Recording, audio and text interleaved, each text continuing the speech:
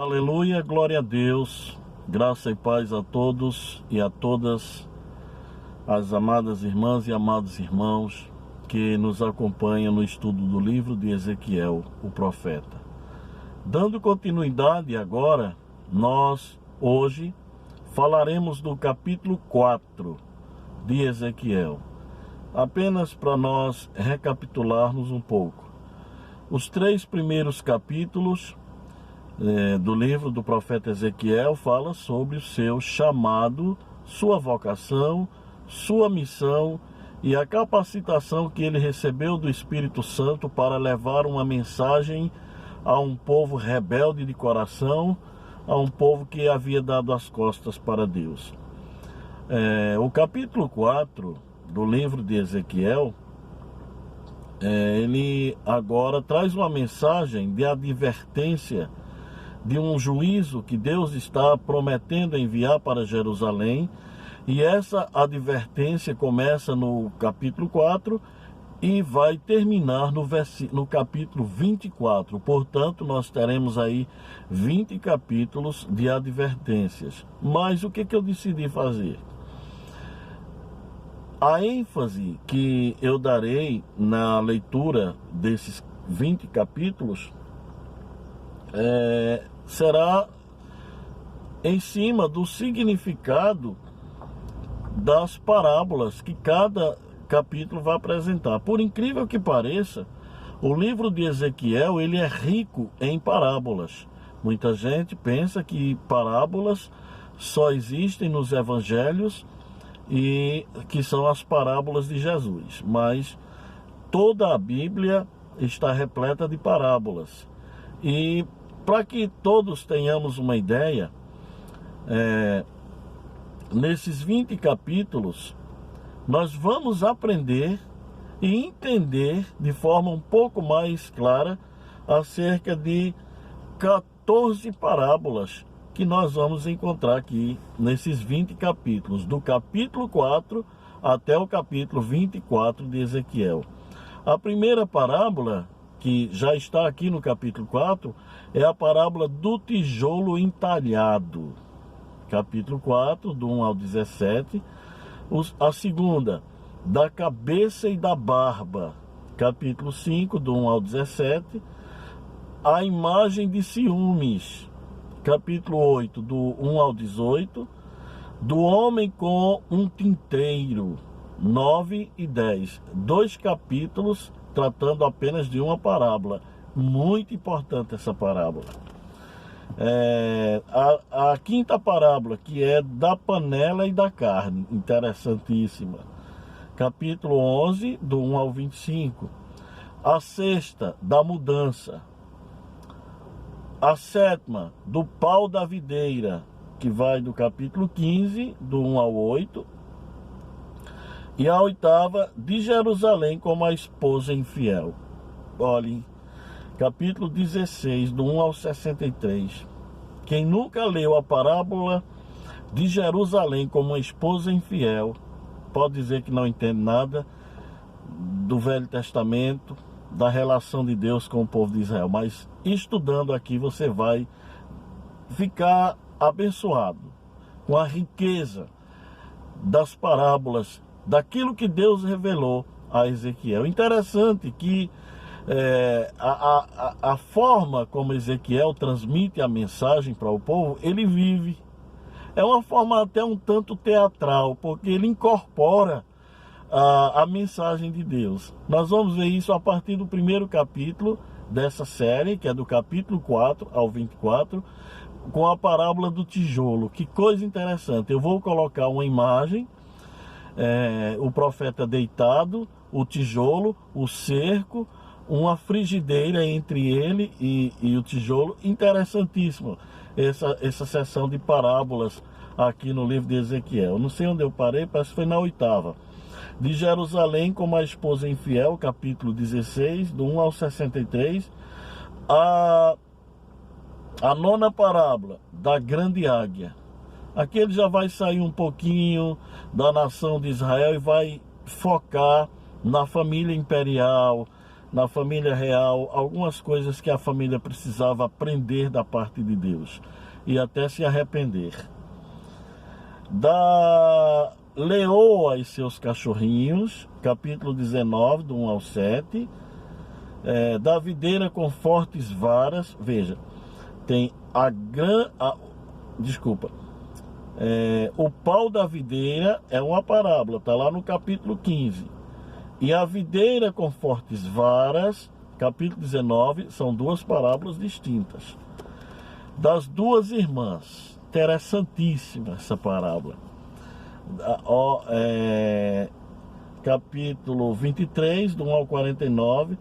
E a 13ª, da panela fervente, gente. Meu Deus. Capítulo 24, do 1 ao 4. Outra parábola muito parecida com a de Jerusalém como a esposa infiel é a da esposa do profeta, que parece uma novela dramática, né? A esposa morre, aí tem todo um procedimento que Deus manda que o profeta faça com relação à sua esposa que faleceu. Já pensou você perder uma esposa e não poder chorar a morte dela? Então, por trás de tudo isso, Deus estava falando ao povo. E o profeta, como já falei antes, Ezequiel incorporou essas profecias para chamar a atenção do povo, lembrando que era um povo de coração duro e casa rebelde. É assim que Deus chama o povo de Israel. Então, o capítulo 4, nós daríamos como título Advertências do juízo sobre Jerusalém. Por quê?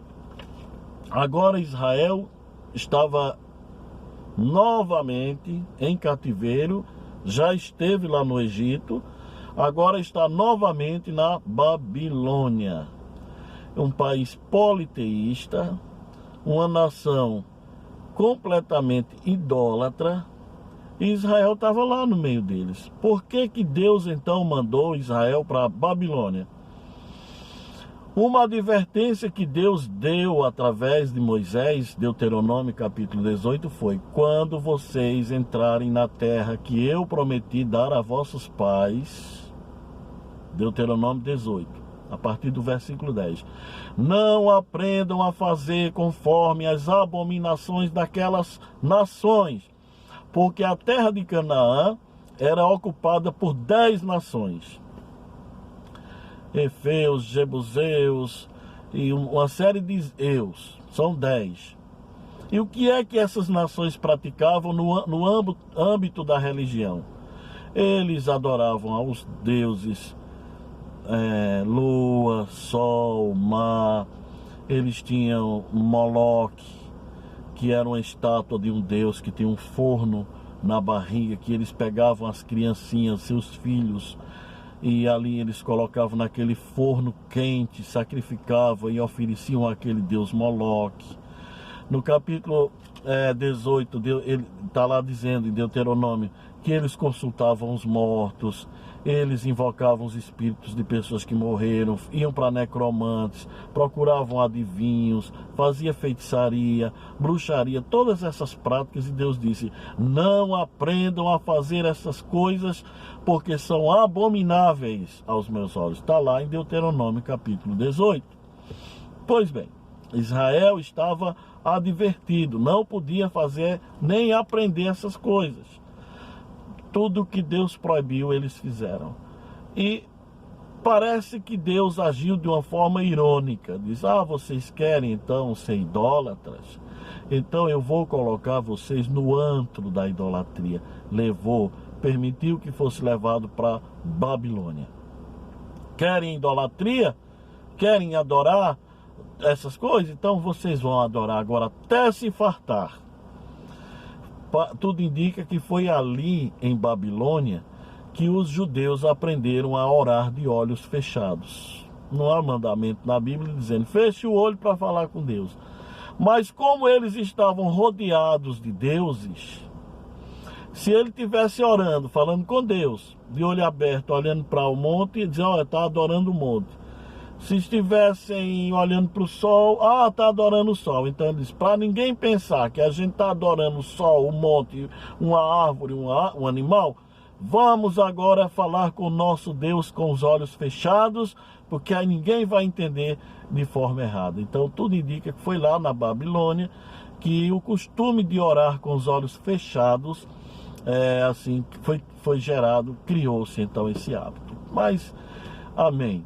Então, meus queridos, quando então Ezequiel recebe o chamado ali às margens do rio Quebar, ele então passa a conhecer de forma experimental, não apenas intelectual, quem é esse Deus verdadeiro. No meio da idolatria babilônica, ele viu a glória de Deus. Está lá no capítulo 1, 2, onde uma roda cheia de olhos, uma roda dentro de outra roda, contrariando as leis da física, aparece a ele da terra ao céu, e ele vê um trono, e como que um ser assentado em cima desse trono. E aí ele então tem essa experiência pessoal com Deus eterno e poderoso. Ele recebe a missão como uma ovelha enviada ao meio dos lobos para proclamar a verdade. E a primeira mensagem que Ezequiel vai levar ao povo judeu no cativeiro babilônico é essa, que está aqui no capítulo 4. Deus diz então, pegue um tijolo e desenhe nesse tijolo a imagem de Jerusalém.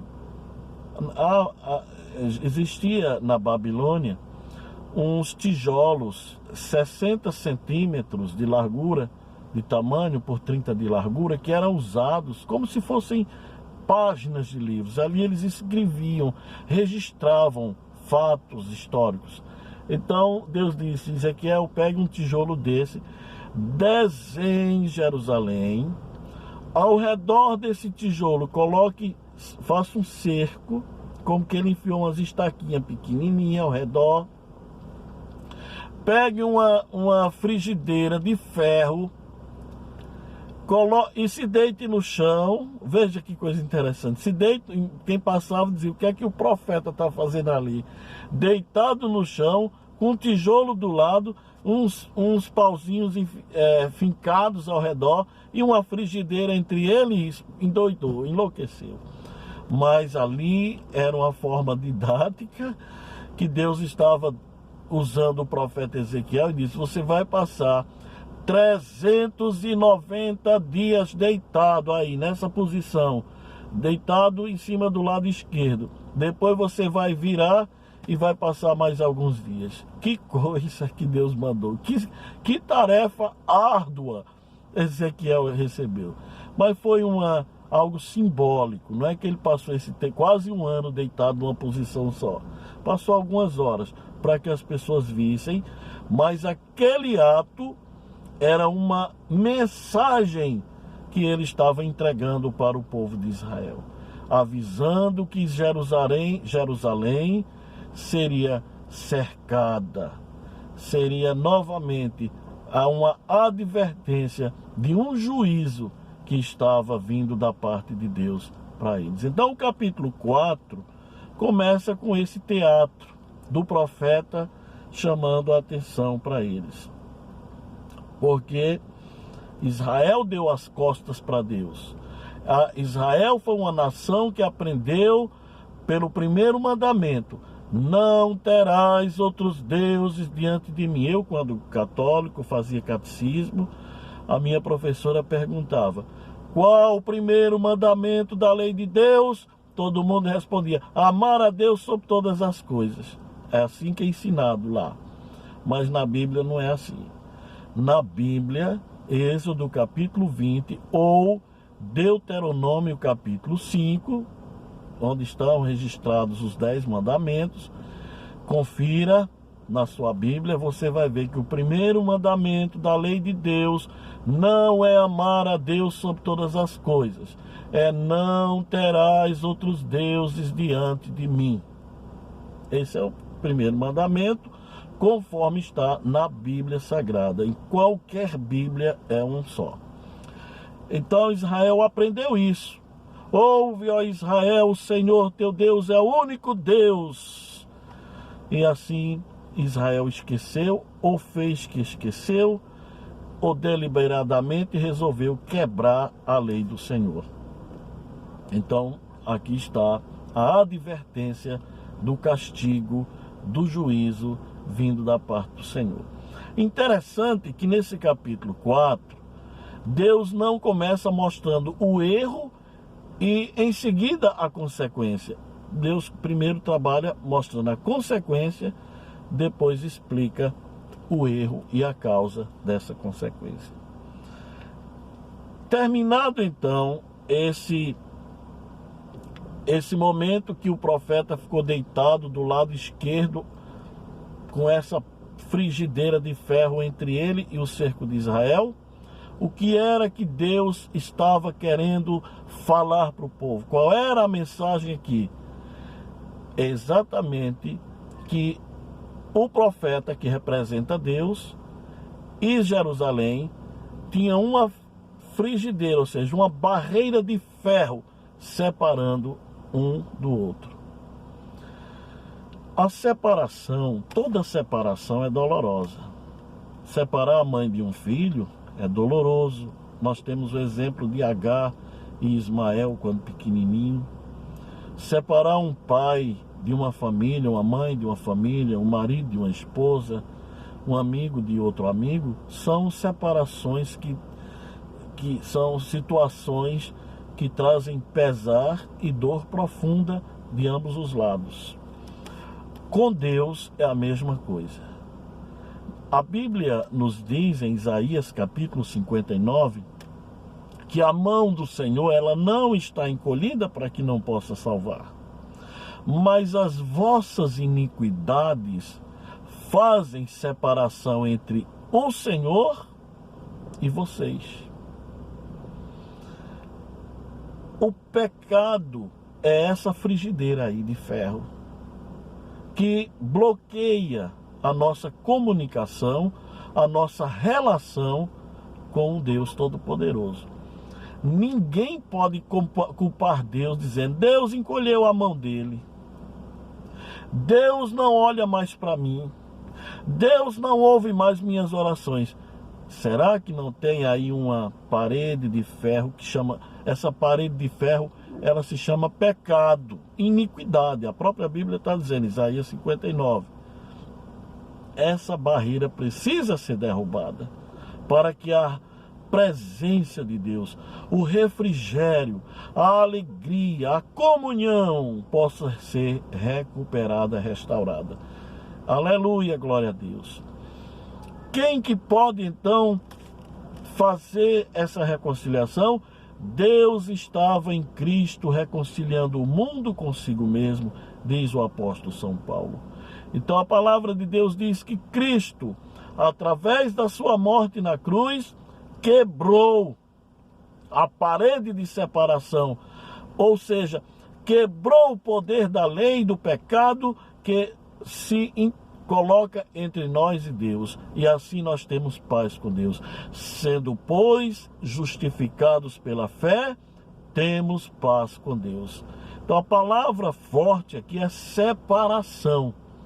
Deus está trazendo esta palavra para que o povo judeu entenda que eles estão separados de Deus, que eles precisam se reconciliar com o Senhor para que essa parede seja destruída. A segunda metade do capítulo 4 é o pão imundo. Vocês vão ler, por favor, o capítulo 4 todo, para que depois vocês possam perceber como que a situação aconteceu. Deus diz assim: agora eu quero que você prepare um pão. Esse pão vai cevada, vai trigo, vai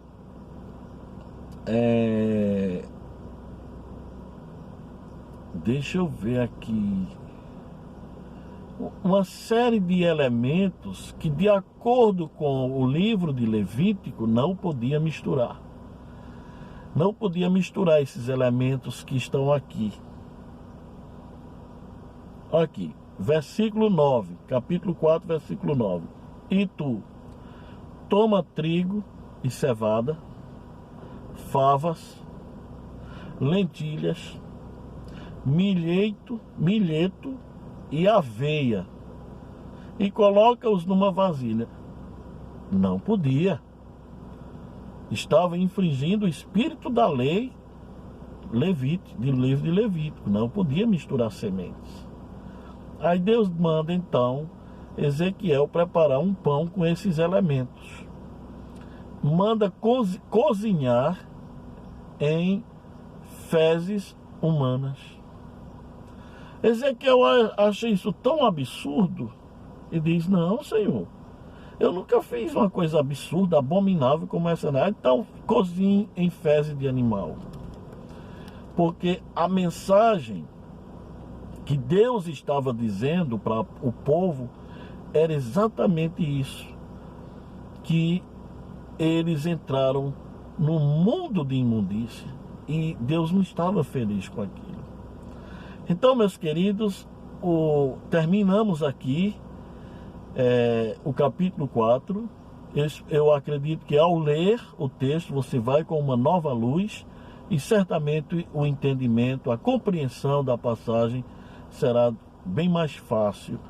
Aleluia, glória a Deus. Então, eu quero dar ênfase a essa questão da frigideira de ferro que o profeta Ezequiel colocou entre ele, o tijolo com a imagem de Jerusalém, e o profeta deitado em cima do seu braço esquerdo, apontando para o norte, porque era do norte que vinha o cativeiro. Então, Deus quer se relacionar conosco. Eu deixo essa mensagem para finalizar. Deus quer a paz. Deus quer andar lado a lado com seus filhos. Não guarde pecado no seu coração. Alimente essa comunhão, essa paz com Deus. Que Deus em Cristo vos abençoe. Nos encontraremos na próxima parábola, se assim o Senhor permitir.